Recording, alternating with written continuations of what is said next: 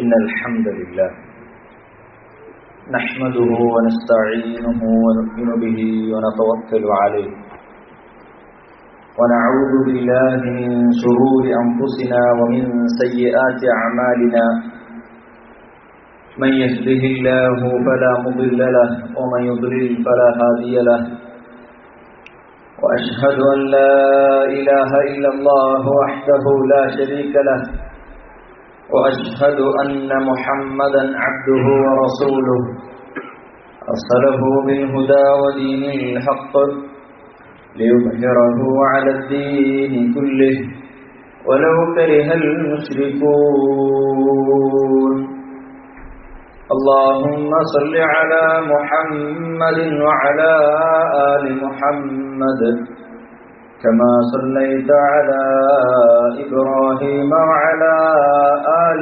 إبراهيم إنك حميد مجيد اللهم بارك على محمد وعلى آل محمد كما باركت على إبراهيم وعلى آل إبراهيم إنك حميد مجيد أما بعد فإن خير الكلام كلام الله وخير الحديث كتاب الله وخير الهدي هدي محمد صلى الله عليه وسلم وشر الأمور محدثاتها وكل محدثة بدعة وكل بدعة ضلالة وكل ضلالة في النار أعوذ بالله من الشيطان الرجيم بسم الله الرحمن الرحيم يا أيها الذين آمنوا اتقوا الله حق تقاته ولا تموتن إلا وأنتم مسلمون يا أيها الناس اتقوا ربكم الذي خلقكم من نفس واحدة وخلق منها زوجها وبث منهما رجالا كثيرا ونساء واتقوا الله الذي تساءلون به والأرحام إن الله كان عليكم رقيبا يا أيها الذين آمنوا اتقوا الله وقولوا قولا سديدا يصلح لكم أعمالكم ويغفر لكم ذنوبكم ومن يطع الله ورسوله فقد فاز فوزا عظيما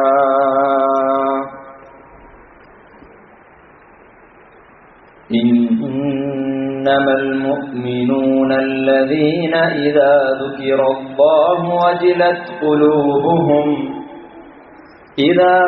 الله وجلت قلوبهم وإذا تليت عليهم آياته زادتهم إيمانا وعلى ربهم يتوكلون الذين يقيمون الصلاة ومما رزقناهم ينفقون اللهم رب اشرح لي صدري ويسر لي أمري واحلل عقدة من لساني يفقهوا قولي സ്നേഹധരണ്യരായ സത്യവിശ്വാസികളെ സത്യവിശ്വാസിനികളെ സഹോദരി സഹോദരന്മാരെ അല്ലാഹു സുബ്ഹാനഹു വ തആലയെ സൂക്ഷിച്ചുകൊണ്ട് അവന്റെ വിധിവിലക്കുകൾ യഥാവിധി പാലിച്ചുകൊണ്ട് തഖ്വ കൈവിടാതെ ജീവിതം ക്രമപ്പെടുത്തണമെന്ന് സ്വന്തത്തെ മറക്കാതെ എല്ലാവരെയും ഓർമ്മപ്പെടുത്തുകയാണ്, വസിയത്ത് ചെയ്യുകയാണ്. അള്ളാഹുവിന്റെ അപാരമായ അനുഗ്രഹത്താൽ പരിശുദ്ധ റമദാനിൽ ഒരുപാട് കർമ്മങ്ങൾ ചെയ്യാനും പല സൽക്കർമ്മങ്ങൾ ശീലമാക്കാനും നമുക്ക് സാധിച്ചു. അള്ളാഹു അതെല്ലാം പരിപൂർണമായ അർത്ഥത്തിൽ നമ്മൾ സ്വീകരിക്കുമാറാവട്ടെ. നമ്മുടെ മനസ്സിൽ നന്മയുണ്ട്, നന്നാകണം, സ്വർഗത്തിലേക്ക് പണിയെടുക്കണം എന്നുള്ളതിന്റെ അടയാളമാണ് കഴിഞ്ഞൊരു മാസക്കാലം നമ്മളെ മാത്രം പരിശോധിച്ചാൽ നമുക്കത് മനസ്സിലാവും. റമദാനിന് മുമ്പുള്ള നമ്മളും റമദാന് വന്നതോടുകൂടി മാറിയ നമ്മളും എങ്ങനെയായിരുന്നു എന്ന് നമ്മളൊന്ന് തുലനം ചെയ്തു നോക്കിയാൽ, താരതമ്യം ചെയ്തു നോക്കിയാൽ കൃത്യമായിട്ട് മനസ്സിലാകും നന്മയുടെ കൂടെ സഞ്ചരിക്കാൻ ഒരു തേട്ടം ഉള്ളിൽ നിന്ന് നമ്മളിൽ ഉണ്ടായിരുന്നു. ആ ഒരു ആവേശവും നന്മയുടെ കൂടെ സഞ്ചരിക്കാനുള്ള ആ ഒരു മനസ്സും അത് നമ്മുടെ ജീവിതാന്ത്യം വരെ തുടരുകയാണെങ്കിൽ ഇൻഷാ അല്ലാഹ് സന്തോഷമായി റബ്ബിനെ കണ്ടുമുട്ടാൻ നമുക്ക് സാധിക്കും. അങ്ങനെ യഥാർത്ഥ വിശ്വാസികളുടെ രൂപത്തിൽ റമദാൻ കഴിഞ്ഞാലും റബ്ബിനെ കുറിച്ച് ആലോചിക്കുന്ന, റബ്ബിനെ കൃത്യമായി ഓർക്കുന്ന, നരകത്തെക്കുറിച്ചും സ്വർഗത്തെക്കുറിച്ചും ഒക്കെ കൃത്യമായി ബോധ്യമുള്ള വിശ്വാസിനികളായി ജീവിക്കാൻ നമുക്ക് സാധിക്കാം. സഹോദരങ്ങളെ, നമുക്കൊക്കെ ഈമാൻ ഉണ്ടായിരുന്നു. റമദാനിൽ നല്ല ഈമാൻ നമുക്ക് ബൂസ്റ്റ് ചെയ്തത് നമുക്ക് ബോധ്യപ്പെട്ടു. അൽഹംദുലില്ലാഹ് പള്ളിയിൽ നമുക്ക് നേരത്തെ വരാൻ നമുക്ക് കഴിയുന്നുണ്ട്. റമദാനിൽ കിട്ടിയ ചൈതന്യം നമ്മൾ തുടരുന്നു എന്നതിന്റെ അടയാളമാണത്. അല്ലാഹു സ്വീകരിക്കുമാറാവട്ടെ. ഇന്നത്തെ ദിവസം എടുത്ത് നോക്കുകയാണെങ്കിൽ സ്വലാത്ത് അധികരിപ്പിച്ച ആളുകൾ ഉണ്ടാവും, സൂറത്തുൽ കഹ്ഫ് ഓതിയ ആളുകൾ ഉണ്ടാകും. അതൊക്കെ ഇതിന്റെ തുടർച്ചയാണ്. നമ്മൾ ഈ നന്മയുടെ വഴിയിൽ തുടരുന്നു എന്നതിന്റെ അടയാളമാണത്. ഇത് മരണം വരെ തുടരാൻ നമുക്ക് സാധിക്കണം.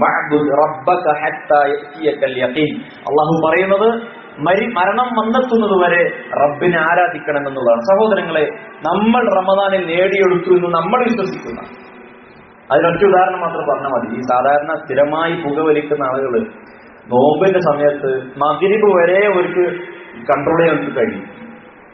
സ്ഥിരമായി പുകവലി ഒഴിവാക്കാൻ പറ്റാത്ത ആളുകൾ അത് ഒഴിവാക്കണം, അത് ഹറാമാണ്, ഒഴിവാക്കേണ്ട വിഷയമാണ്. അത് മഗ്രിബ് വരെ കൺട്രോൾ ചെയ്യാൻ കഴിയുന്നു എന്നതിന്റെ തെളിവാണ് റമദാൻ മാസം. ആ കൺട്രോൾ അടുത്ത ആ മഗ്രിബ് മുതൽ സുബഹി വരെയും കൂടി നിലനിർത്തിയാൽ തീരെ ഒഴിവാക്കാൻ കഴിയും. പക്ഷെ അതിന് പിശാച് സംഭവിക്കില്ല. മഗ്രിബ് കഴിഞ്ഞാൽ ചിലപ്പോൾ നോമ്പ് തുറക്കുന്നുണ്ടാവുള്ളൂ, അതിന് ശേഷം അടുത്തത് പല ആളുകൾക്കും ഇതാണ് ശീലം. അത് ഒഴിവാക്കാൻ കഴിയുമെന്നതിന്റെ തെളിവാണ് പകൽ മുഴുവൻ അവരത് കൺട്രോൾ ചെയ്തു എന്നുള്ളത്. ആ കൺട്രോൾ നമ്മുടെ മനസ്സിനുണ്ട്, ശരീരത്തിനുമുണ്ട്. അത് നിലനിർത്താൻ നമുക്ക് സാധിക്കണം. അല്ലാഹു അനുഗ്രഹിക്കുമാറാവട്ടെ. ഇതിൽ ഏറ്റവും പ്രധാനപ്പെട്ട ഒരു വിഷയം നമ്മൾ ചെയ്തിരുന്ന പ്രവർത്തനങ്ങളുടെ തുടർച്ച എന്നത് തന്നെയാണ്. റമദാനിൽ നമ്മുടെ ഇബാദത്തുകളുടെ അതിന്റെ എണ്ണവും പരപ്പുമൊക്കെ എത്രയായിരുന്നു? നമ്മൾ നിർവഹിച്ച സുന്നത്ത് നിസ്കാരത്തിന്റെ എണ്ണം എത്രയാണ്?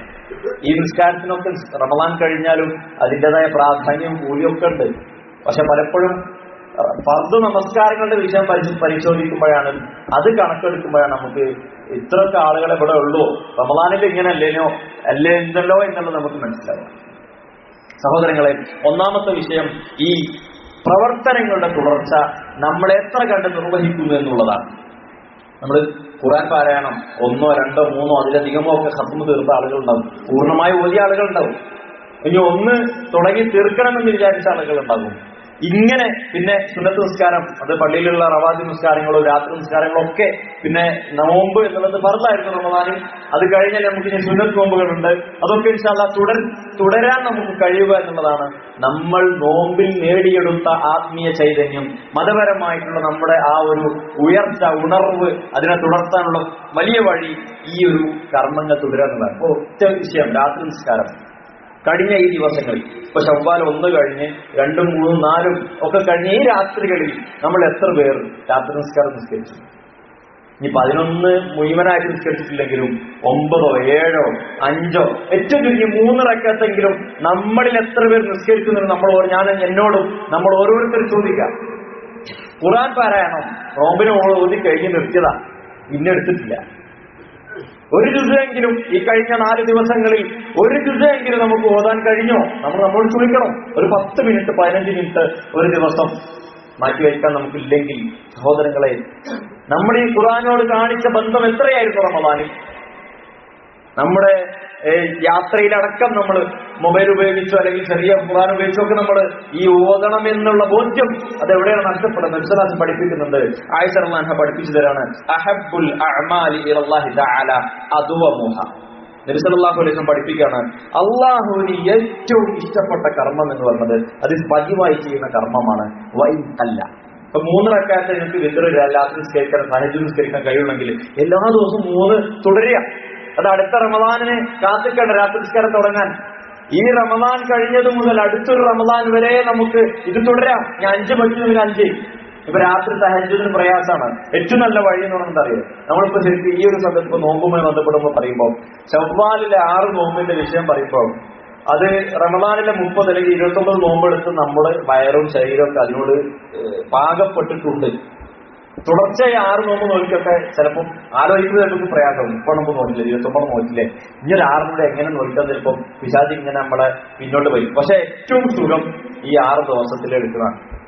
ശവ്വാലിലെ 2 മുതലുള്ള 6 ദിവസം. ഇനി അതിന് കഴിയാത്തവരുണ്ടോ? ശവ്വാൽ മുഴുവൻ തിരിഞ്ഞു മുമ്പ് പണ്ഡിതന്മാർ പഠിച്ചിട്ടുണ്ട്, ശവ്വാലിന്റെ ഉള്ളിൽ എടുത്താൽ മതി എന്ന് പറഞ്ഞിട്ടുണ്ട്. അത് നമ്മൾ ഏറ്റവും സുഖം നമുക്ക് ഈ 2 മുതൽ തുടർച്ചയായിട്ടുള്ള 6 ദിവസം നോമ്പെടുക്കുന്നതാണ്. അതിനൊരു വഴിയുള്ളൂ. രാവിലെ 4:30, 4:15, 4 മണിക്കൊക്കെ നമ്മൾ അലാറം വെച്ചിട്ടുണ്ടാവും. അത് ഓഫാക്കാൻ വെക്കണം. നമ്മുടെ ബോഡി അത് ഓട്ടോമാറ്റിക്കായിട്ട് അലാറം കേൾക്കുമ്പോൾ എണീക്കും. കാരണം 29 ദിവസം നമ്മൾ തുടർച്ചയായി എണീറ്റിട്ടുണ്ട്. രാത്രി ആ സമയത്ത് ഖുർആൻ വന്നിട്ടുണ്ട്, ഇസ്തിഗ്ഫാർ നടത്തിയിട്ടുണ്ട്. അതിന്റെ തുടർച്ച നഷ്ടപ്പെടുത്താതിരിക്കാൻ നമ്മൾ ശരിക്കും പെരുന്നാളിനെ കുറിച്ച് ആലോചിക്കുമ്പോഴേ മാസം കണ്ടത് മുതൽ നമ്മൾ തെക്കുബീർ ചെയ്തിട്ടുണ്ട്. പെരുന്നാള് ഇമാമ് പിന്നെ മുസല്ലയിൽ മിമ്പറിൽ കയറുന്നവരെ തെക്കുബീർ ചെല്ലാം. ഈ ഇത്രയും ദിവസം നോമ്പെടുത്ത് ഖുർആനൊക്കെ ഓതി രാത്രി നിസ്കരിച്ച ആൾക്കാർ പിന്നെ ഇങ്ങനെ തെക്കുബീർ ചെയ്യും. ഇന്നത്തെ നിസ്കാരം, പെരുന്നാൾ നിസ്കാരം 7, 5 എക്സ്ട്രാ തെക്കുബീരോടുകൂടി നിസ്കാരം. അതൊക്കെ പിന്നെയും നോമ്പോറ്റല്ലേ ചെയ്യുന്നത്. പിന്നെ ശവ്വാലിൽ 6 നോമ്പ്. ഇതെന്തിനാ? ഈ തുടർച്ചയുണ്ടാവണം. റബ്ബ് ഇതിന് തുടർച്ചയെ ആഗ്രഹിക്കുന്നു. നമ്മൾ അതിനെ പൂർത്തീകരിച്ചു കൊടുക്കണം. നമ്മൾ എത്ര കണ്ട് ചെയ്യുന്നുവോ അത്ര കണ്ട് നേട്ടം നമുക്ക് തന്നെയാണ്. നമ്മളെത്ര മോശമായാലും റബ്ബിനൊരു കുറവില്ല, നമ്മളെത്ര നന്നായാലും റബ്ബിനൊരു പോസിറ്റീവില്ല. പക്ഷേ നമ്മൾ നന്നാകുന്നത് നമ്മൾ നന്നായാൽ നമുക്ക് തന്നെയാണ് നന്ന്, നമ്മൾ മോശമായാൽ നമുക്കാണ് അതിന്റെ നഷ്ടം എന്നുള്ളത് നമ്മൾ ആലോചിക്കുക സഹോദരങ്ങളെ. അപ്പം നമ്മൾ നിർവഹിച്ചിരുന്ന കർമ്മങ്ങൾ അതിൽ വളരെ പ്രധാനപ്പെട്ട ഒരു വിഷയമാണ് ഈ ജമാഅത്ത് നിസ്കാരം എന്ന് പറയുന്നത്. പലപ്പോഴും പള്ളികളിൽ ഇപ്പോ ദുഹറിന് ഏത് ജമാഅത്ത് എടുത്താലും റമദാനിൽ ഉണ്ടായിരുന്ന വിഷയത്തിൽ നമ്മൾ കാണിച്ചിരുന്ന ശ്രദ്ധ എവിടെയോ നഷ്ടപ്പെട്ടിരിക്കുന്നു. ഒരു സ്വപ്പ്, അര സ്വപ്പ്, അല്ലെ 2 സ്വപ്പിന്റെ അടുത്ത്, അങ്ങനെയൊക്കെയാണ് ജമാഅത്തിന്. ജമാഅത്താണ് വളരെ പ്രധാനപ്പെട്ടത്. ജമാഅത്ത് നിസ്കാരമാണ് പ്രധാനപ്പെട്ടത്. നേരത്തെ പറഞ്ഞ രാത്രി നിസ്കാരമൊക്കെ ഫർദ് നിസ്കാരത്തിന് ശേഷമുള്ള മികച്ച സുന്നത്ത് നിസ്കാരമാണ്. അഫ്ളലു സ്വലാത്തി ബഅദൽ ഫരീദ സ്വലാത്തുൽ ലൈൽ. ഫർദ് നമസ്കാരം കഴിഞ്ഞാൽ രാത്രി നിസ്കാരമാണ് ഏറ്റവും ഫർദിലേറിയ നിസ്കാരം എന്ന് വിശ്വസിച്ച് പഠിപ്പിക്കും. പക്ഷെ അതിനേക്കാൾ നമ്മൾ എന്നും ശ്രദ്ധിക്കേണ്ടതാണ് ഈ 5 നേരത്തെ നിസ്കാരം എന്നുള്ളത്. സഹോദരങ്ങളെ, അതിൽ നമുക്ക് കൃത്യമായി ശ്രദ്ധ വേണം. അത് 27 ഇരട്ടി കൂലി കിട്ടുന്നൊക്കെ നമ്മൾ മദ്രസ ചെറിയ പ്രായത്തിൽ പഠിച്ചിട്ടുണ്ട്. ഈ 27 ഇരട്ടി കൂലി കിട്ടുന്നതും പള്ളിയിലേക്ക് നടന്നു വരുന്നതിനെ നമ്മൾ വളരെയേറെ പ്രോത്സാഹിക്കണം. നമ്മൾ വീട്ടിൽ നിന്ന് ഉടുകൊടുത്ത് പള്ളിയിലേക്ക് നടന്നു വരുന്നതിനൊക്കെ കൂലി നമ്മൾ മനസ്സിലാക്കിയിട്ട്. ഇപ്പൊ ഇന്ന് വെള്ളിയാഴ്ച ദിവസത്തെ ഏറ്റവും പുണ്യമേറിയ ഒരു ഹദീസ് വിശ്വാസം പഠിപ്പിച്ചിട്ടുണ്ട് സല്ലല്ലാഹു അലൈഹി വസല്ലം. ഒരാൾ നേരത്തെ വീട്ടിൽ നിന്ന് കുളിച്ച് ശുദ്ധിയായി നേരത്തെ പള്ളിയിലേക്ക് വരികയാണ്, നടന്നുകൊണ്ട് വരികയാണ്. എന്നിട്ട് മുമ്പിലിരുന്ന് ഇമാമിനോട് അടുത്തിരുന്നു, ഖുത്ബ നന്നായി ശ്രദ്ധിച്ചിരുന്നു. എന്നിട്ട് പിന്നെ ഖുത്ബ നഷ്ടപ്പെടുന്ന ഒന്നിലും ഏർപ്പെട്ടില്ല, സംസാരിക്കുക മറ്റൊരു വിഷയത്തിൽ ഒന്നിലും ഏർപ്പെടാതെ അത് പൂർത്തിയാക്കിയാൽ നെൽസൺ പറഞ്ഞ പ്രതിഫലം എത്ര അറിയും. നമുക്ക് എത്ര വെള്ളിയാഴ്ച നഷ്ടപ്പെട്ടു നമ്മൾ ഈ ഹദീസ് കേൾക്കുമ്പോഴാണ് മനസ്സിലാകുന്നത്. പണ്ഡിതന്മാരൊക്കെ അതിനെപ്പറ്റി പറഞ്ഞത് ഇത്രയേറെ പ്രതിഫലമുള്ള ഒരു ഹദീസ് വേറെ കണ്ടിട്ടില്ല. എന്താ ഇതിന്റെ നേട്ടം? വെള്ളിയാഴ്ച നേരത്തെ കുളിക്കുന്നു, ശുദ്ധിയാകുന്നു, നടന്ന് നേരത്തെ പള്ളിയിലേക്ക് വരും. നടന്നതിലെ പ്രത്യേകം പോയിന്റ് അവിടെ നടന്നു തന്നെ പറഞ്ഞത്, വളരെ ഇറക്കം തന്നെ പറഞ്ഞു, വാഹനം കയറാതെ പള്ളിയിലേക്ക് വന്നു. എന്നിട്ട് ഖുത്ബ ജമാനോട് അടുത്തിരുന്നു, ഖുത്ബ നന്നായി ശ്രദ്ധിച്ചു കേട്ടു. ജുമ നഷ്ടപ്പെടുന്ന ഒന്നിലും ഏർപ്പെട്ടിട്ടില്ല. അങ്ങനെയുള്ള ഒരാൾക്ക്, ഒരു മുഅ്മിനത്തിന് ഉള്ള പ്രതിഫലം പള്ളിയിലേക്ക് അയാൾ വെച്ച ഒരു കാലടിക്ക് 100 വർഷം നോമ്പ് നോറ്റതിന്റെയും 100 വർഷം നിസ്കരിച്ചതിന്റെ കൂലിയാണ്. ഒരു സ്റ്റെപ്പ് ഓരോ സ്റ്റെപ്പിനും 100 വർഷം നോമ്പ് നോറ്റതിന്റെയും 100 വർഷം നിസ്കരിച്ചതിന്റെയും കൂലി. സുബ്ഹാനല്ലാഹ്. നമുക്ക് എത്ര വെള്ളിയാഴ്ച നഷ്ടപ്പെട്ടു, നമ്മളാകെ വെള്ളിയാഴ്ചത്തെ കൂലി കേട്ടത് പിന്നെ മിമ്പർമ കയറുന്നവരെ ഇങ്ങനെ എഴുത്തുകാരുണ്ടാവും, അതുണ്ടാവും, അത് ഹദീസിലുള്ളതാണ്. പക്ഷെ ഇങ്ങനെയുള്ള കൂലി നമ്മൾ എത്ര കേട്ടിട്ടുണ്ട്. അത് നേടാൻ നമ്മളെത്ര പരിശ്രമിക്കുന്നുണ്ട്. നമ്മൾ സഹോദരങ്ങളെ ബോധപൂർവം നമ്മളിതിലേക്ക് മുന്നിട്ടിറങ്ങണം. ജമാഅത്ത് നിസ്കാരം ഈ പറഞ്ഞതുപോലെയുള്ള ശ്രദ്ധ, നേരത്തെ പറഞ്ഞ പോലെ രാത്രി നിസ്കാരത്തിലും നമ്മൾ ശ്രദ്ധ കൊടുക്കണം. അത് നേരത്തെ പറഞ്ഞ പോലെ ഏറ്റവും ചുരുങ്ങിയത് 3 എങ്കിൽ 3. ഇനി നമുക്ക് രാത്രി ഇശ കഴിഞ്ഞാൽ പ്രയാസമാണ്, അല്ലെങ്കിൽ തഹജ്ജുദിന് എണീക്കാൻ പ്രയാസം എന്നുണ്ടെങ്കിൽ ഇശ കഴിഞ്ഞിട്ടെങ്കിലും വിശ്വാസം പറഞ്ഞ പോലെ ഇശ നിസ്കാരം കഴിഞ്ഞാൽ പിന്നെ നിങ്ങൾ രാത്രി സ്കെച്ച് കിടന്നുറങ്ങും. തഹജ്ജുദ് എണീക്കാൻ നിങ്ങൾക്ക് എണീക്കൂലാന്ന് പേടിയുണ്ടെങ്കിൽ ഇശ കഴിഞ്ഞിട്ട് തന്നെ നിർവഹിക്കാം, ഒരു പ്രശ്നമില്ല. ഇശ കഴിഞ്ഞ് സുബഹിന്റെ മുമ്പായിട്ടുള്ള സമയത്ത് എപ്പോഴും ഏറ്റവും നല്ലത് രാത്രിയുടെ ആ 3-1 അല്ലെങ്കിൽ അന്ത്യയാമങ്ങളിലാണ് എന്നുള്ളത് നിർദ്ദേശം പഠിപ്പിച്ച സുന്നത്ത് നമുക്ക് കാണാൻ സാധിക്കും. രണ്ടാമത്തെ ഒരു വിഷയം, നിസ്കാരത്തിൽ ശ്രദ്ധ കൊടുക്കാൻ പറഞ്ഞു സുന്നത്ത് പറഞ്ഞു. അത് എല്ലാ സുന്നത്തും കൊടുക്കും. പള്ളിയിൽ കയറുമ്പോൾ നിസ്കാരവും അതേപോലെ റവാത്ത് നിസ്കാരം ഒക്കെ പെടും. രണ്ടാമത്തെ വിഷയം ഖുർആൻ പാരായണമാണ്. ഒരു പേജെങ്കിലും നമ്മൾ ഇപ്പൊ സുബഹിന്റെ ശേഷം അല്ലെങ്കിൽ മഗ്‌രിബിന് ശേഷം സാധാരണ നമ്മൾ മദ്രസ പഠിക്കുന്ന കുട്ടികൾക്കുള്ള ഒരു ശീലം പണ്ടുണ്ടായിരുന്നു. ഇപ്പം അത് തിരിച്ചു വരുന്നുണ്ട്. നമ്മളത് ശീലമാക്കണം, നമ്മൾക്കും ശീലമാക്കണം. അപ്പോഴേ കുട്ടികൾ നമ്മൾ മൊബൈലിൽ എപ്പോഴും കളിക്കുമ്പോൾ നമ്മളിത് നല്ലതിലാണ് കളിക്കുന്നത്, അല്ലെങ്കിൽ പ്രാർത്ഥന ചെല്ലാൻ, രാവിലെ വൈകുന്നേരം ദിക്ർ ചെല്ലാൻ, അല്ലെങ്കിൽ ഖുർആൻ ഓതാൻ, അല്ലെങ്കിൽ തഫ്സീർ വായിക്കാൻ, അതിനാണ് നമ്മളിത് എടുക്കുന്നതെന്ന് ഓർക്ക് ബോധ്യപ്പെട്ടാൽ ഓരും അതൊക്കെ ചെയ്യുള്ളൂ. നമ്മൾ വെറുതെ ഇങ്ങനെ വീഡിയോ കണ്ടിരിക്കില്ല, അപ്പം പാപ്പ ഇങ്ങനെ നെമ്മ ഇങ്ങനെ, അപ്പൊ ഞാനിങ്ങനെ തന്നെ അവർക്ക് കുഴപ്പമുണ്ടാവില്ല. പക്ഷെ നമ്മൾ എന്ത് കാണിച്ചു കൊടുക്കുന്നു എന്നുള്ളത് വിഷയമാണ്. സഹോദരങ്ങളെ, ഖുർആൻ പാരായണം, വിശുദ്ധ ഖുർആനുമായിട്ട് നല്ലൊരു ബന്ധം നമുക്കുണ്ടാവണം. അത് നമ്മളവിടെ നിർത്താൻ പാടില്ല, അത് തുടർന്നുകൊണ്ടേയിരിക്കണം. ഇഖ്റഇൽ ഖുർആന ഫീ കുല്ലി ശഹരിൻ എന്ന് നബി സല്ലല്ലാഹു അലൈഹി വസല്ലം പറഞ്ഞൊരു ഹദീസ് ഇമാം ബുഖാരി സഹീഹ് ബുഖാരി നമുക്ക് കാണാൻ സാധിക്കും. എല്ലാ മാസവും ഒരു തവണ ഖുർആൻ പാരായണം പോവുക. ഇത് റമദാൻ നമ്മൾ പാലിച്ചു, 1 or 2 നമ്മൾ കഴിയുമെന്ന് തീരുമാനിച്ചു, നമ്മൾ കാണിച്ചു കൊടുത്തു. ആർക്കും കാണിച്ചല്ല, നമുക്ക് തന്നെ തെളിയിച്ചതാണ്. ഒരു ദിവസം ഒരു ജുസ് ഓതിയാൽ ഒരു മാസം കൊണ്ട് 30 ജുസ് കഴിയും. പണ്ഡിതന്മാരൊക്കെ പിന്നെ വളരെ ഷോർട്ട് സമയങ്ങൾ കൊണ്ട് 3 ദിവസം, മുൻകാലങ്ങളെ സഹാബിമാരൊക്കെ 3 ദിവസം 4 ദിവസം ഒക്കെ എടുത്ത് പിന്നെ ഖുർആൻ മുഴുവൻ തീർത്തിട്ടുണ്ട്. നമ്മൾ മലയാളികളാണ്, അറബി ചിലപ്പോൾ കുറച്ച്, പക്ഷെ ഖുർആൻ ഓതി ശീലിച്ചു കഴിഞ്ഞാൽ നല്ല സ്പീഡുണ്ട്. അത് തുടർച്ച നമുക്ക് കഴിയണം. സഹോദരങ്ങളെ, മറ്റൊരു വിഷയം സ്വതക്കയാണ്. സ്വതക്കയുടെ വിഷയത്തിൽ നമ്മൾ പെരുന്നാൾക്ക് ചിലപ്പോൾ സ്വതക്ക കൊടുത്തിട്ടുണ്ടാവും. നമ്മളത് തുടർന്നുകൊണ്ടേയിരിക്കും. എത്ര ചെറുതാണെങ്കിലും അള്ളാഹ് മാത്രം അറിയുന്ന ഒരാൾക്ക് ഒരു 10 രൂപ 100 രൂപ കിട്ടിയാൽ അയാൾക്ക് വലിയൊരു ആശ്വാസമാണെങ്കിൽ അത് കൊടുക്കുക. ആഴ്ചയിൽ 100 കൊടുക്കാൻ പറ്റുള്ളൂ, അത് നമ്മൾ എല്ലാ ആഴ്ചയിലും കൊടുക്കാം. അങ്ങനെ സ്ഥിരമായി ചെയ്യാൻ കഴിയുന്ന രൂപത്തിൽ നമ്മുടെ സ്വതക്കന്റെ വിഷയത്തിൽ നമ്മൾ ശ്രദ്ധിക്കണം. അതേപോലെ തന്നെ ഈ ദീനിന്റെ വിഷയത്തിലെ മറ്റു കാര്യങ്ങളിൽ, ദീനല്ലാത്ത വിഷയം വരുമ്പോൾ, ഈമാനികമായി അകലുന്ന വിഷയങ്ങൾ വരുമ്പോൾ അതിനെ പാടെ അവഗണിക്കാൻ, ഒഴിഞ്ഞു നിൽക്കാൻ നമുക്ക് കഴിയണം. നന്മകൾ തുടരാൻ ഏറ്റവും വലിയ വഴി എന്ന് പറഞ്ഞാൽ അതാണ്. തിന്മയുടെ സാഹചര്യങ്ങൾ എവിടെയൊക്കെ ഉണ്ട് നമുക്ക് ബോധ്യപ്പെട്ടോ അതൊക്കെ ഒഴിവാക്കും. അത് കൂട്ടുകെട്ടാണെങ്കിൽ, അത് നമ്മൾ ജോലി ചെയ്യുന്ന സ്ഥലത്താണെങ്കിൽ തിന്മകൾക്ക് സാധ്യതയുള്ള മേഖല എന്താണെന്ന് കൃത്യമായി മനസ്സിലാക്കി അതിൽ നിന്നൊക്കെ ബോധപൂർവം മാറി നിൽക്കാൻ കഴിയും. അല്ലെങ്കിലൊക്കെ നമ്മളെ പിശാച് ഇങ്ങനെ ഒരു കുടുത്തപ്പൊരി. അപ്പൊ അങ്ങനെ നമുക്കെന്നെ തോന്നും, നോമ്പിന് കുറെ ചെയ്തല്ലേ, അങ്ങനത്തെ ചിന്തകൾ കൊണ്ടുവരും. യൂട്യൂബിന്റെ ഞാൻ കുറെ ചെയ്തു, മറ്റാരെങ്കിലും ചെയ്തിട്ടില്ല എന്നുള്ള ചിന്തകൾ കൊണ്ടുവരുമ്പോൾ നമ്മൾ സ്വാഭാവികമായും ഏർപ്പെട്ടടിക്കും. അതൊഴിവാക്കാൻ ഞാൻ ഇനിയും ഒരുപാട് ചെയ്യാറുണ്ട് എന്ന ബോധ്യത്തിൽ മുന്നോട്ട് പോകണം. അത്തരം ഈമാനിന്റെ വിഷയമല്ലാത്ത മറ്റു വിഷയങ്ങളിൽ ചർച്ച നടക്കുമ്പോൾ, മറ്റു വിഷയത്തിൽ നമ്മുടെ വിഷയങ്ങൾ വരുമ്പോൾ അതിൽ നിന്ന് മാറി നിൽക്കാൻ നമുക്ക് സാധിക്കുന്ന സഹോദരങ്ങളെ, അത് വലിയ വിപത്ത് നമ്മളിൽ ഉണ്ടാക്കും. മോശമായ കൂട്ടുകെട്ടും ഇത്തരം മോശം സാഹചര്യത്തിൽ നമ്മൾ നിൽക്കുമ്പോൾ അതിൽ നന്മകൾ വളരാൻ പ്രയാസമാകും. അത് നമ്മൾ ശ്രദ്ധിക്കണം. മറ്റൊരു വിഷയം, ദീനിയായ വിഷയത്തിൽ നമ്മൾ മതം പഠിക്കാൻ കുടുംബപരമായി തന്നെ, ഇപ്പൊ നേരത്തെ പറഞ്ഞ തഫ്സീർ വായന, ഞാൻ അടുത്ത് കേട്ട അത്ഭുതപ്പെട്ടു. ഒരു ക്ലാസ്സിൽ ഒരു ഉസ്താദ് പറയാണ്, അദ്ദേഹം ഈ ഒരു ബൈക്ക് നന്നാക്കുന്ന ഒരു വ്യക്തിയുടെ അടുക്കൽ നിന്നാണ് ഈ പ്രചോദനം ഉൾക്കൊണ്ടുകൊണ്ട് അമാനി തഫ്സീർ അമാനി, അയാൾ പൂർണ്ണമായി വായിക്കാനുള്ള പ്രചോദനം ഈ ബൈക്ക് പിന്നെ നന്നാക്കുന്ന, റിപ്പയർ ചെയ്യുന്ന ആള്, വർക്ക്ഷോപ്പിലെ ആളെടുത്താണ്.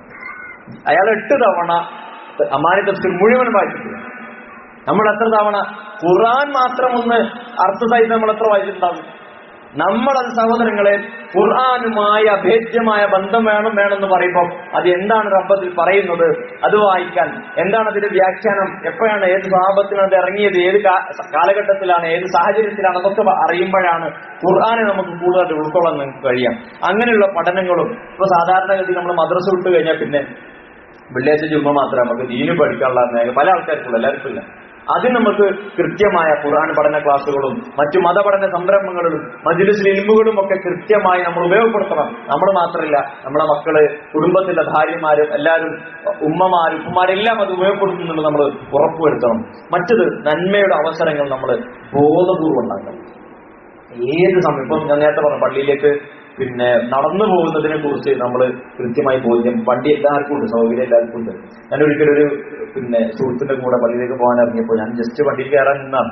അപ്പം ചോദിക്കുകയാണ്, നമുക്ക് നടന്നാൽ പോലെ ആ കൂലി കളയണ്ടല്ലോ. ഇതേപോലെ ഒരു ശ്രദ്ധ നമ്മൾ ജീവിക്കുന്ന ചുറ്റുപാടിൽ, നമ്മൾ ജീവിച്ചുകൊണ്ടിരിക്കുന്ന ഈ അവസരങ്ങളിൽ നന്മകൾ കൂടുതൽ കരസ്ഥമാക്കാൻ എന്തെല്ലാം അവസരങ്ങളുണ്ടോ അവിടെ ബോധപൂർവം ഇടപെടാൻ നമുക്ക് കഴിയണം.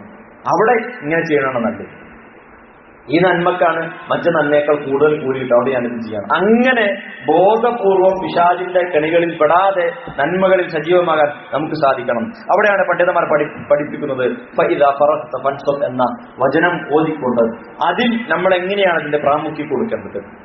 ഐഹിക കാര്യങ്ങളിൽ നിന്ന് ഒഴിവ് കിട്ടുമ്പോൾ പാരത്രിക കാര്യത്തിൽ നമ്മൾ സജീവമായിട്ട് ഇടപെടണം. ധർമ്മസമരത്തിൽ നിന്ന് ഒഴിവ് കിട്ടുമ്പോൾ ദേഹേച്ഛകളോടും അതേപോലെ തന്നെ പിശാചിനോടുമുള്ള സമരത്തിൽ നമ്മൾ ഏർപ്പെടണം. പിന്നെ ജനങ്ങളുമായി ബന്ധപ്പെട്ട വിഷയങ്ങളിൽ നിന്ന് ഒഴിവാകുമ്പോൾ അള്ളാഹുമായി ബന്ധപ്പെട്ട വിഷയത്തിൽ നമ്മൾ സജീവമാകണം. അങ്ങനെ വ്യക്തിപരമായ ആവശ്യങ്ങളിൽ നിന്ന് സ്വസ്ഥമാകുമ്പോൾ മറ്റു സമൂഹത്തിന്റെ പൊതുകാര്യങ്ങളിൽ ഇടപെടാൻ നമുക്ക് കഴിയണം. ഇതൊക്കെ പണ്ഡിതന്മാർ പഠിപ്പിച്ചാണ്. നിർബന്ധ കാര്യങ്ങൾ ചെയ്തു തീർന്നാൽ സുന്നത്തിന്റെ വിഷയത്തിൽ നമ്മൾ തിരക്കിലേർപ്പെടണം. അതേപോലെ പകലിൽ ജോലി തിരക്കുകൾ അവസാനിച്ചാൽ രാത്രി നിസ്കാരത്തിലും ഖുർആൻ പാരായണത്തിലും ഏർപ്പെടണം. അങ്ങനെ ഒരു ഫഇദാ ഫറഗ്ത ഫൻസബ് എന്ന ആയത്തിനെ ജീവിതത്തിൽ കൊണ്ടുവരാൻ നമുക്ക് കഴിയണം. ഇപ്പൊ വീട്ടിലെ സ്ത്രീകൾ ഒരുപാട് പണിയുണ്ടാവും, അലക്കലും ഭക്ഷണം ഉണ്ടാക്കലും ഒക്കെ ഉണ്ടാവും. അതും പുതിയാപ്പന്മാർക്കൊക്കെ കൂടിക്കൊടുക്കാം, സമയവും കഴിവൊക്കെ ഉണ്ടെങ്കിൽ ഒരു പ്രശ്നമില്ല. പക്ഷെ അവിടെ അത് സുന്നത്താണെന്നുള്ള ബോധ്യത്തിൽ, കൂലി കിട്ടുന്ന വിഷയമാണെന്നുള്ള ബോധ്യത്തിൽ നമ്മൾ ചെയ്യുമ്പോഴാണ് ആ കർമ്മങ്ങൾ പോലും ഇബാദത്തായിട്ട് മാറും. പ്രത്യേകിച്ച് സ്ത്രീകൾ വസ്ത്രം വൃത്തിയാക്കുന്നത്, അതേപോലെ വീടും മറ്റും എല്ലാം അലക്ക് ഉഷാറാക്കുന്നതൊക്കെ എനിക്കിത് കൂലി കിട്ടുമല്ലോ എന്നുള്ള പ്രതീക്ഷയോട് കൂടിയാണെങ്കിൽ ആ കർമ്മങ്ങളൊക്കെ അവർക്ക് നാളെ പരലോകത്ത് ഉപകരിക്കുമെന്നുള്ളത് തീർച്ചയാണ്. സഹോദരങ്ങളെ, ഇങ്ങനെ നമ്മൾ ഇക്കാര്യങ്ങളിൽ ശ്രദ്ധ പുലർത്തുമ്പോഴാണ് നമ്മൾ യഥാർത്ഥ വിശ്വാസിയാവുന്നത്. ഇപ്പൊ നോമ്പ് കഴിഞ്ഞു, പെരുന്നാളും കഴിഞ്ഞു, ഇനി മുന്നോട്ട് പോകുമ്പോ ഇനി അടുത്ത റമദാൻ ആവട്ടെ എന്ന് പറയുന്നതിനപ്പുറം ഈ പറഞ്ഞ നന്മകളിലെല്ലാം ഏറ്റവും സുന്ദരമായി മുമ്പിലുണ്ടാവണം. ബാങ്ക് വിളിക്കുമ്പോൾ ഫസ്റ്റ് സ്റ്റോപ്പിൽ നമ്മൾ എത്താനുണ്ടാവണം. പണ്ഡിതന്മാർ പഠിപ്പിക്കുന്നത്, മുൻഗാമികളായിട്ടുള്ള പല പണ്ഡിതന്മാർ പഠിപ്പിക്കുന്നത്, എന്റെ പള്ളിയിൽ ബാങ്ക് വിളിച്ച് തക്ബീറത്തുൽ ഇഹ്റാം ഇമാമ് അല്ലാഹു അക്ബർ എന്ന് കൈകെട്ടുന്ന തക്ബീറത്തുൽ ഇഹ്റാമിന് 40 വർഷം തുടർച്ചയായി ഞാൻ ഫസ്റ്റ് ലിസ്റ്റിലുണ്ടായിരുന്നു എന്ന് പറഞ്ഞ പണ്ഡിതന്മാരുണ്ട്. അവർക്ക് ബാങ്ക് വിളിച്ചാൽ പിന്നെ വേറെ പണിയില്ല. അവർക്കെന്നല്ല, അള്ളാഹുവിന്റെ വിഷയത്തിൽ, ദീനിന്റെ വിഷയത്തിൽ ശ്രദ്ധിക്കുന്ന ആളുകൾക്ക് ഹയ്യ അലൽ സ്വലാഹ്, നിസ്കാരത്തിലേക്ക് വരൂ, ഹയ്യ അലൽ ഫലാഹ്, വിജയത്തിലേക്ക് വരും എന്ന് പറയുമ്പോൾ എന്റെ കച്ചവടം ഇപ്പൊ കുറെ ഉണ്ടാവും എന്ന് പറഞ്ഞ് അവിടെ ഷോപ്പടക്കാതെ നിൽക്കുന്ന കച്ചവടക്കാരല്ല. ജോലി കുറച്ചു നേരം ഒന്ന് മാറ്റിവെച്ച് പള്ളിയിലേക്ക് പോയി വരാൻ കുറച്ചു നേരം, എത്ര സമയമാണ് നമുക്ക്? കുറച്ചു നേരം വന്ന് പള്ളിയിൽ 5 മിനിറ്റ് നേരത്തെ എത്തിയാൽ അത് നമുക്ക് പോസിറ്റീവാണ്. നിസ്കരിക്കാൻ വേണ്ടി കാത്തിരിക്കുന്ന 5 മിനിറ്റ് നിസ്കരിച്ച കൂലിയാണ്. ഇതൊന്നും നമുക്ക് ഓർമ്മ ഉണ്ടാവില്ല.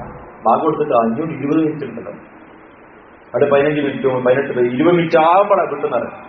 എന്തേ താമസിക്കണമെന്നതിന് അവിടെയാണ് പിശാചി വിനിയോഗിക്കുന്നത്. ബാങ്ക് വിളിച്ചാൽ പിന്നെ വേറൊരു പണിയില്ല, നമ്മൾ നേരെ പള്ളിയിലേക്ക് വരുന്നു, തഹിയ്യത്ത് നിസ്കരിക്കുന്നു, എല്ലാ നന്മകൾ അള്ളാഹിനോട് പ്രാർത്ഥിക്കുന്നു. ശരിക്ക് ഇഖാമത്തിന്റെ ബാങ്കിന്റെ ഇടയിലുള്ള സമയത്ത് പ്രാർത്ഥനയ്ക്ക് നല്ല സമയമാണ്. അങ്ങനെ ഉപയോഗപ്പെടുന്ന എത്ര ആൾക്കാർ നമ്മുടെ കൂട്ടത്തിൽ? അവിടെയാണ് ഖൈറും ബറക്കത്തും. അള്ളാഹുവിന്റെ വിഷയത്തിൽ നമ്മൾ ദിക്റിനും ദുആഇനും ഒക്കെ നമ്മൾ എത്ര സമയം കൊടുക്കുന്നോ അതിനേക്കാൾ ഉപരിയായി ഖൈറും ബറക്കത്തും ഒന്നും കണ്ട് ചുരുങ്ങിയത്. പല ആൾക്കാരും പരാതി പറയലുണ്ട്, നല്ല പൈസ ഉണ്ട്, നല്ല വീടുണ്ട്, നല്ല ജോലിയുണ്ട്, വാഹനമൊക്കെ ഉണ്ട്, പക്ഷെ സമാധാനം, സ്വസ്ഥതയില്ല. എന്റെ പ്രശ്നം അലാ ബിദിക്രില്ലാഹി തത്മഇന്നുൽ ഖുലൂബ്, ഹൃദയങ്ങൾ ശാന്തം കൈവരിക്കുന്നത്, ശാന്തമാകുന്നത്, അത് സ്വസ്ഥത കൈവരിക്കുന്നത് ദിക്റില്ല, അള്ളാഹനെ ഓർക്കുന്നതിലൂടെ. ആ ദിക്ർ ചെല്ലാൻ, രാവിലെ ദിക്ർ ചെല്ലാൻ റമളാൻ നമ്മൾ ശീലിച്ചുണ്ടാകും. വൈകുന്നേരത്തെ ദിക്ർ ചെല്ലാൻ, ഉറങ്ങുമ്പോ ദിക്ർ ചെല്ലാൻ, ആയത്തുൽ കുർസി ചെറുപ്പത്തിൽ നമ്മൾ കാണാൻ പഠിക്കുന്ന മദ്രസന്ന് ഒരു ദിവസം ഒരു മുഅ്മിൻ 8 തവണ ആയത്തുൽ കുർസി പാരായണം ചെയ്യണം. 5 ഫർദ് നിസ്കാരത്തിന് ശേഷം അത് പർനിസ്കാരത്തിന് ശേഷം എപ്പോഴും ചൊല്ലിയാൽ മരണം മാത്രമാണ് സ്വർഗത്തിൽ വെച്ച തടസ്സമുള്ളൂ എന്ന് വിശ്വാസം പഠിപ്പിച്ചു. 6 രാവിലെ ദിക്റിന്റെ കൂടെ, 7 വൈകുന്നേരം ദിക്റിന്റെ കൂടെ, 8 ഉറങ്ങാൻ കിടക്കുന്ന ദിക്ർ. ഇതൊക്കെ ദിക്റാണ്. ഓരോ സമയത്തും ദിക്ർ വിശ്വാസം പഠിപ്പിച്ചിട്ടുണ്ട്. ആ ഒരു ദിക്ർ ചൊല്ലുന്നിടത്ത് നമ്മൾ എവിടെയുണ്ട് എന്ന് നമ്മൾ പരിശോധിക്കണം. ആ കൂട്ടത്തിൽ നമ്മളുണ്ടോ അവിടെ നമുക്ക് സമാധാനം ഉണ്ടാവും. റബ്ബ് സമാധാനം തരും. അതൊരു മുഅ്മിന്റെ ഹിസ്നുൽ മുസ്ലിം എന്നാണ് പണ്ഡിതന്മാർ ഈ അദ്കാറുകളുടെ ഗ്രന്ഥങ്ങൾക്കൊക്കെ പേര് കൊടുക്കല്. മുസ്ലിമിന്റെ രക്ഷാകവചം, കോട്ട എന്നൊക്കെ പറയില്ല. അത് ഇത്തരം പിശാചിന്റെ കണികളിൽ നിന്നും മറ്റു എല്ലാ വിപത്തുകളിൽ നിന്നും അതിനുള്ള രക്ഷാകവചമായി ആ ദിക്റുകൾ മാറണം. അങ്ങനെ ദിക്ർ ചെല്ലുന്നവനും റബ്ബിനെ കുറിച്ച് കൃത്യമായിട്ട് ബോധ്യപ്പെടുന്നവനും അവനാണ് യഥാർത്ഥ മുഅ്മിൻ. സൂറത്തുൽ അൻഫാലിലെ തുടക്കത്തിൽ അല്ലാഹു പഠിപ്പിച്ചു, ഇന്നമൽ മുഅ്മിനൂന അല്ലദീന ഇദാ ദുകിറല്ലാഹു വജിലത് ഖുലൂബുഹും. അള്ളാഹുവിന്റെ വിഷയത്തിൽ അള്ളാഹുവിനെ പ്രതിപാദിക്കപ്പെട്ടാൽ, അള്ളാഹുവിനെ സ്മരിക്കപ്പെട്ടാൽ വജിലത് ഖുലൂബുഹും, അവരുടെ ഹൃദയങ്ങൾ നടുങ്ങും. വഇദാ തുലിയത് അലൈഹിം ആയാതുഹു, അവർ അള്ളാഹുവിന്റെ ആയത്തുകൾ ഓതിക്കേൽപ്പിക്കപ്പെട്ടാൽ ഈമാൻ വർദ്ധിക്കുമെന്ന് അള്ളാഹു പറയണം. വഅലാ റബ്ബിഹിം യതവക്കലൂൻ, അവർ റബ്ബിൽ തവക്കലാക്കുകയും ചെയ്യും. അവിടെ നിർത്തിയില്ല. അല്ലദീന യുഖീമൂന സ്വലാ, അവർ നിസ്കാരം സ്ഥിരമായി നിർവഹിക്കുന്ന ആളുകളാണ്. നിസ്കരിക്കുന്നവരാണെന്നല്ല, നിസ്കാരം നിലനിർത്തുന്നവരാണ് വിശുദ്ധ ഖുർആൻ പഠിപ്പിക്കുന്നത്. വമിമ്മാ റസഖ്നാഹും യുൻഫിഖൂൻ, അള്ളാഹ് കൊടുത്തിട്ടുള്ള വിഷയത്തിൽ അവർക്ക് എന്താണ് കൊടുത്തത് അതിൽ നിന്ന് അവർ ചിലവഴിക്കുകയും ചെയ്യും. പലപ്പോഴും പിശാച് വിശുദ്ധിനെ കുറിച്ച് ഉപദേശിക്കാനുണ്ടാവും. കൊടുത്തതിനൊന്നും ബാക്കി ഉണ്ടാവില്ല. വിശ്വാസം പഠിപ്പിക്കുന്ന ഒരു ഹദീസുണ്ട്, നിങ്ങളുടെ സ്വത്താണോ നിങ്ങളുടെ അനന്തരാവാസികളുടെ സ്വത്താണോ നിങ്ങൾക്ക് ഇഷ്ടം? നമുക്ക് നമ്മുടെ സ്വത്തല്ല ഇഷ്ടം. അപ്പൊ വിശ്വാസന്മാരുടെ സ്വാഗതം പറഞ്ഞു, ഞങ്ങൾക്ക് ഞങ്ങളുടെ സ്വത്താണ് ഇഷ്ടം. എങ്കിൽ നിങ്ങൾ നിങ്ങളുടെ സ്വത്തുക്കൾ കൊടുക്കുക, ധാരാളമായി ദാനം ചെയ്യുക. അത് നിങ്ങളുടേതായി മാറും. കൊടുത്തിട്ടില്ലെങ്കിലോ അത് വേറെ ആർക്കും കിട്ടും. ഇത് ഹദീസിൽ നിർദ്ദേശം കൃത്യമായി പഠിപ്പിച്ചാണ്. എന്റെ സ്വത്ത് ഇതൊന്നും എന്റേതല്ല സഹോദരൻ, ഇതൊക്കെ താൽക്കാലികമാണ്. നമ്മളെ വീട് തന്നാൽ അത് വേറെ ആരുടെ വീടാവും, അത് പിന്നെ മാറും.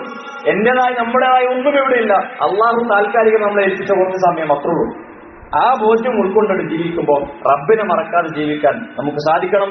റമദാനിൽ നമ്മൾ ഉൾക്കൊണ്ടിട്ടുള്ള ഈ ചൈതന്യം അത് കെടാതെ, ആ പ്രകാശം കെടുത്താതെ സുന്നത്തുകളിൽ സജീവമായി, ഫർള് ഏറ്റവും കൂടുതൽ ശ്രദ്ധിച്ച് സുന്നത്തുകളിൽ കൂടുതൽ സജീവമായി റമദാന് പോലെ തന്നെ മരണം വരെ ജീവിക്കാൻ നമുക്ക് പെരുന്നാൾ ആഘോഷിക്കാൻ പറ്റും. പരലോകത്തെത്തുമ്പോൾ റബ്ബിനെ കണ്ടുമുട്ടുമ്പോൾ ഏറ്റവും നല്ല സന്തോഷത്തിൽ റബ്ബിനെ കണ്ടുമുട്ടാൻ നമുക്ക് സാധിക്കും. അല്ലാഹു തൗഫീഖ് നൽകി അനുഗ്രഹിക്കുമാറാവട്ടെ.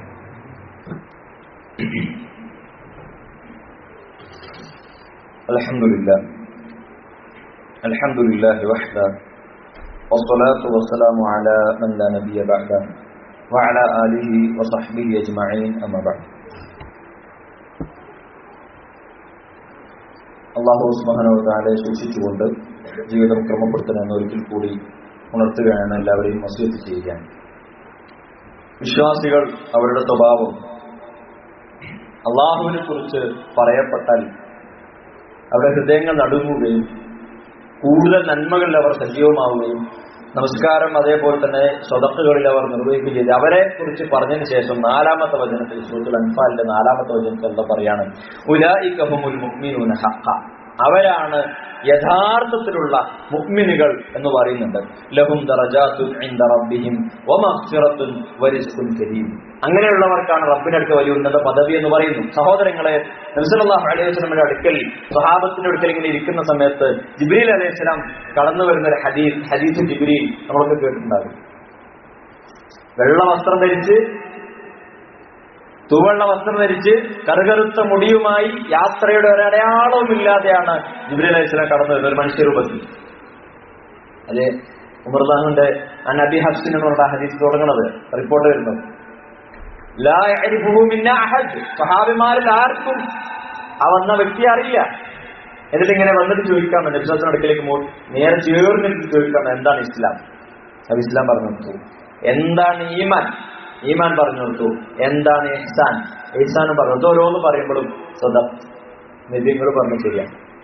സ്വഹാബത്ത് ദീന് പഠിക്കാനിരിക്കുന്ന വിശ്വാസം എടുക്കലേക്കാണ്. നബിന്റെ അടുക്കിലേക്ക് സല്ലല്ലാഹു അലൈഹി വസല്ലം വന്ന ഒരു വ്യക്തി നബിശ്വാസം പറഞ്ഞു ഉത്തരം ശരിയാന്ന് പറയുമ്പോ അതാരാ? ദീന് പഠിപ്പിക്കാൻ അള്ളാഹ് പറഞ്ഞയച്ച ആളാണ് ഇപ്പൊ നമ്മുടെ മുമ്പിലുള്ളത്. ആ പറഞ്ഞയച്ച റസൂൽ സല്ലല്ലാഹു അലൈഹി വസല്ലമയുടെ അടുക്കിലേക്ക് വന്നിട്ട് നബി നിങ്ങൾ പറഞ്ഞത് ശരിയാണ് എന്ന് പറയുമ്പോൾ ഫഅജിബ്നാ ലഹു എന്നാണ് ആ ഹദീസ് നമുക്ക് കാണാൻ സാധിക്കുക. അങ്ങനെ ജിബ്രീൽ അലൈഹിസ്സലാം പോയ ശേഷം നബി ചോദിക്കുന്നുണ്ട്, ഇതാരെ വന്ന് നിങ്ങൾക്ക് അറിയാം? അത്താക്കും ജിബ്രീൽ, ജിബ്രീലാണ് വന്നത്. ലിയുഅല്ലിമകും ദീനക്കും, നിങ്ങൾ ദീൻ പഠിപ്പിക്കാൻ. സഹോദരങ്ങളെ, ഈ ഹദീസിൽ ഒരുപാട് ഫായിദകളുണ്ട്. ഇനിയും ഒരു ചോദ്യമുണ്ട്, എപ്പോഴാണ് സഅദ് ചോദിക്കേണ്ടത്? അപ്പൊ അറിയില്ല എന്ന് പറയുമ്പോൾ എന്താണ് അതിന്റെ അലാമത്ത് ചോദിക്കേണ്ടത് ഒക്കെ പറയുന്നുണ്ട്. അതൊക്കെ കഴിഞ്ഞ് പണ്ഡിതന്മാർ ഇതിനെ പഠിപ്പിക്കുന്നത് ഒറ്റ പോയിന്റ് മാത്രം സൂചിപ്പിക്കാണ്: മുസ്ലിം, മുഅ്മിൻ, മുഹ്സിൻ. മുസ്ലിങ്ങൾ ഉണ്ടാകും, മുഅ്മിനുകൾ ഉണ്ടാകും, മുഹ്സിനുകൾ ഉണ്ടാകും. ആ മുഹ്സിനാവാനാണ് ഏറ്റവും വലിയ അഅ്ലാ ദറജയിൽ എത്താൻ നമ്മൾ ശ്രദ്ധിക്കണം. എന്താ മുഹ്സിൻ? അൻ തഅബ്ദുല്ലാഹ കഅന്നക തറാഹ്, റബ്ബിനെ നീ കാണുന്നു എന്ന ബോധ്യത്തിൽ നീ റബ്ബിനെ ആരാധിക്കലാണ്. ഫഇൻ ലം തകുൻ തറാഹ്, നീ അവനെ കാണുന്നില്ലെങ്കിലും ഫഇന്നഹു യറാക്, അവൻ നിന്നെ കാണുന്നുണ്ട് എന്ന കൃത്യമായ ബോധ്യം നമുക്കുണ്ടാവണം. അപ്പൊ റമദാനിൽ മാത്രം നമ്മൾ ചെയ്തു കൂട്ടിയിട്ടുള്ള കർമ്മങ്ങൾ അവിടെ നമ്മൾ നിർത്തരുത്, തുടരണം. ഈ ഈമാൻ നിലനിർത്താൻ നമുക്ക് സാധിക്കണം. അതേപോലെ തന്നെ ശ്രദ്ധിക്കണം മറ്റൊരു വിഷയമാണ് സഹോദരങ്ങളെ, പിശാച് വലിയ രൂപത്തിൽ പുതിയ കാലത്ത് ഇടപെട്ടുകൊണ്ടിരിക്കുന്ന ലിബറലിസം പോലെയുള്ള വിഷയങ്ങൾ, മതനിരാസം പോലെയുള്ള വിഷയങ്ങൾ, എക്സ് മുസ്ലിം എന്നുള്ള ട്രെൻഡ് പോലെയുള്ള വിഷയങ്ങൾ, ഇവിടെ നമ്മൾ മനസ്സിലാക്കേണ്ടത് ഇത്തരം വിഷയങ്ങൾ വരുമ്പോൾ സ്വാഭാവികമായി തെറ്റിപ്പോകാൻ വലിയ സാധ്യതകളുണ്ട്.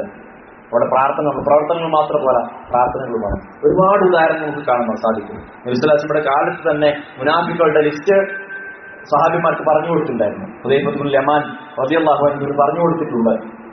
അതേപോലെ തന്നെ മുസൈലിമത്തുൽ കദ്ദാബിന്റെ അടുക്കലേക്ക് പറഞ്ഞയച്ച ഒരു ഹാഫിളായിട്ടുള്ള ഒരു വ്യക്തിയെ മുസൈലിമ വശം കെട്ടി തിരിച്ചു പോയിട്ടുണ്ട്. അദ്ദേഹം വിശ്വാസം ഒഴിവാക്കിയിട്ട് മാറിപ്പോയിട്ടുണ്ട്. ഒക്കെ ഖുർആൻ ഹാഫിളായ കുത്താബിൽ വഹീൽപ്പെട്ട ആളുകൾ തന്നെ മാറിപ്പോയിട്ടുണ്ട്. എങ്കിൽ സഹോദരങ്ങളെ, നമ്മൾ സാധാരണക്കാർ നമ്മളെത്ര ശ്രദ്ധിക്കണം. നബി സല്ലല്ലാഹു അലൈഹി വസല്ലം തന്നെ ധാരാളമായി പ്രാർത്ഥിക്കാറുണ്ട്. പ്രാർത്ഥനയാണ് നമുക്കൊക്കെ പറയാം, അല്ലാഹുമ്മ യാ മുഖല്ലിബൽ ഖുലൂബ് സബ്ബിത് ഖൽബി അലാ ദീനിക്.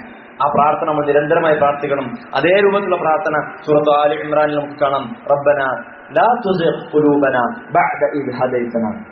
നബിയേ, അല്ലാഹുവേ, റബ്ബന ലാ തുസിഗ് ഖുലൂബന, റബ്ബേ, ഞങ്ങളുടെ ഹൃദയങ്ങളെ നീ തെറ്റിച്ചു കളയല്ലേ. ഇദ് ഹദൈതന, നീ ഹിദായത്ത് നൽകിയതിനു ശേഷം. സഹോദരങ്ങളെ, ഈ ഹിദായത്ത് എന്ന് പറയുന്നത് വലിയ സൗഭാഗ്യമാണ്. വില കൊടുത്താൽ കിട്ടാത്ത വലിയ സൗഭാഗ്യമാണ്. ഈ ഹിദായത്തിൽ നിലനിൽക്കാനും തൗഹീദിൽ സുന്നത്തിൽ മുന്നോട്ട് പോകാൻ കഴിയുക. അല്ലാഹു നിലനിർത്തി തരുമാറാവട്ടെ. വഹബ് മിൻ ലദുൻക റഹ്മ എന്ന പ്രാർത്ഥന സൂറത്ത് ആലി ഇമ്രാനിലെ 8-9 ആയത്തിൽ നമുക്ക് കാണാൻ സാധിക്കും. യാ മുഖല്ലിബൽ ഖുലൂബ് സബ്ബിത് ഖൽബി അലാ ദീനിക്. ആ പ്രാർത്ഥന നമ്മൾ നിരന്തരമായി ചൊല്ലുക. ദീനിന്റെ ഈ പ്രവർത്തനങ്ങളിൽ സജീവമായി മുന്നോട്ട് പോകാൻ നമുക്ക് സാധിക്കണം. അത് നമ്മൾ ഒറ്റക്കും കുടുംബത്തിലും എല്ലാത്തിലും നമ്മൾ മാതൃക കാണിച്ചുകൊണ്ട്, സമൂഹത്തിലൊക്കെ മാതൃക കാണിച്ച് മുന്നോട്ട് പോകാൻ അള്ളാഹു തൗഫീഖ് നൽകി അനുഗ്രഹിക്കുമാറാവട്ടെ. അള്ളാഹു ഞങ്ങൾ വന്നുപോയിട്ടുള്ള തെറ്റുകളും കുറ്റങ്ങളും കുറവുകളും ഞങ്ങൾക്ക് നീ പുറത്തു മാപ്പാക്കി തരുന്ന റഹ്മാനെ. ഒരുപാട് കർമ്മങ്ങൾ റബ്ബെ നിന്റെ തൗഫീഖ് കൊണ്ട് ഞങ്ങൾക്ക് ചെയ്യാൻ സാധിക്കും. നീ പൂർണ്ണമായ അർത്ഥത്തിൽ നമ്മൾ സ്വീകരിക്കുന്ന റഹ്മാനെ. അടുത്ത റമദാൻ പുൽകാനും കൂടുതൽ സജീവമായി കർമ്മങ്ങളിൽ ഇബാദത്തുകളിൽ ഏർപ്പെടാൻ നീ തൗഫീഖ് നൽകി അനുഗ്രഹിക്കുന്ന റഹ്മാനെ. രോഗികളായ ഒരുപാട് പേരെ ഞങ്ങൾ കൊടുക്കുന്നുണ്ട് റബ്ബെ, അവർക്കെല്ലാം നീ ശിഫാഇനെ പ്രദാനം ചെയ്യുന്ന റഹ്മാനെ. മക്കളില്ലാതെ പ്രയാസപ്പെടുന്ന ദമ്പതിമാരുണ്ട്, അവർക്ക് നീ സ്വാലിഹായ സന്താനങ്ങൾ നൽകി അനുഗ്രഹിക്കുന്ന റഹ്മാനെ. മക്കളുടെ വിഷയത്തിൽ, ദീനിന്റെ വിഷയത്തിൽ പേടിക്കുന്ന, ആശങ്കപ്പെടുന്ന രക്ഷിതാക്കളുണ്ട്, അവർക്ക് നീ നല്ല ദീനും നല്ല കാര്യങ്ങളും കൊടുത്ത് സ്വാലിഹായ സന്താനങ്ങളെ വളർത്താനുള്ള തൗഫീഖ് നൽകി അനുഗ്രഹിക്കുന്ന റഹ്മാനെ. അല്ലാഹുവേ, ഈ ദീനിന്റെ വിഷയത്തിൽ കൂടുതൽ സജീവമാകാനും നീ നൽകുന്ന ആയുസ്സിനെ ഏറ്റവും സുന്ദരമായി ഉപയോഗപ്പെടുത്താനും മരണം വരെ നിന്റെ അടിമയായി, മുസ്ലിമായി, മുഅ്മിനായി, മുഹ്സിനായി ജീവിക്കാൻ തൗഫീഖ് നൽകി അനുഗ്രഹിക്കുന്ന റഹ്മാനെ. ഒരുപാട് പേര് ഞങ്ങൾ മരണപ്പെട്ടു പോയിട്ടുണ്ട്, അവർക്കെല്ലാം നീ മഗ്ഫിറത്തും മർഹമത്തും നൽകി അനുഗ്രഹിക്കുന്ന റഹ്മാനെ. അവരുടെ ഖബറുടെ നീ വിശാലമാക്കി കൊടുക്കുന്ന റഹ്മാനെ. അവരെയും ഞങ്ങളെയും നിന്റെ ജന്നാത്തുൽ ഫിർദൗസിൽ ഒരുമിച്ച് കൂടി അനുഗ്രഹിക്കുന്ന റഹ്മാനെ. അല്ലാഹുമ്മ ഖ്ഫിർ ലിൽ മുഅ്മിനീന വൽ മുഅ്മിനാത്ത് വൽ മുസ്ലിമീന വൽ മുസ്ലിമാത്ത് അൽ അഹ്യാഇ മിൻഹും വൽ അംവാത്ത് إنك مجيب الدعوات ويا قاضي الحاجات. ربنا هب لنا من أزواجنا وذرياتنا قرة أعين واجعلنا للمتقين إماما. ربنا هب لنا من أزواجنا وذرياتنا قرة أعين واجعلنا للمتقين إماما. ربنا هب لنا من أزواجنا وذرياتنا قرة أعين واجعلنا للمتقين إماما. ربنا آتنا في الدنيا حسنة وفي الآخرة حسنة وقنا عذاب النار. ربنا توفنا مسلمين والحقنا بالصالحين. ربنا توفنا مسلمين والحقنا بالصالحين. ربنا توفنا مسلمين والحقنا بالصالحين. اللهم أعز الإسلام والمسلمين وأذل الشرك والمشركين. اللهم أعز الإسلام والمسلمين وأذل الشرك والمشركين. اللهم أعز الإسلام والمسلمين وأذل الشرك والمشركين. اللهم إنا نسألك الجنة ونعوذ بك من النار. اللهم إنا نسألك الجنة ونعوذ بك من النار. اللهم إنا نسألك الجنة ونعوذ بك من النار. اللهم يا مقلب القلوب ثبت قلوبنا على دينك. اللهم يا مقلب القلوب ثبت قلوبنا على دينك. اللهم يا مقلب القلوب ثبت قلوبنا على دينك. ربنا تقبل منا إنك أنت السميع العليم وتب علينا إنك أنت التواب الرحيم. آمين برحمتك يا أرحم الراحمين. وصلى الله وسلم على